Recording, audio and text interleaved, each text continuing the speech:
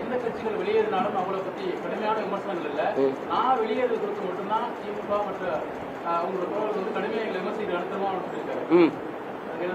அது எங்களுக்கு இருந்த அவ்வளவு பிணைப்பு பாசம் யாருக்கு கூட வச்சிருந்தோமோ அந்த பாசம் வந்து முரண்படும் போது கோவம் வரும். காங்கிரஸ் நாங்க அவ்வளவு பாசம் வைக்கல, ஐடியாலஜிக்கலா. சிபிஎம் வெளியே இருந்தாங்க, அதனால எங்களுக்கு ஒருத்தர் இருக்கும். அதுல என்ன இருக்கு சார்? என்ன சொந்த தம்பி, எங்க அண்ணன் எனக்கு வந்து நான் எதிர்பார்த்த ட்ரஸ்ட் விட்டு சொல்லும்போது கோவம் வரும். நாளைக்கு திரும்பவும் சேர்ந்துக்குவோம் சார். ஐடியாலஜில சேலிங் சேம் போட். அன்னைக்கு கோவம் இருந்தது, வருத்தமா நானும் பேசிருப்பேன், அவங்களும் பேசிருப்பாங்க. அதுல என்ன இருக்கு? நத்திங். இது ஒரு சகோதர முரண்பாடு, அவ்வளவுதான். It may not be permanent.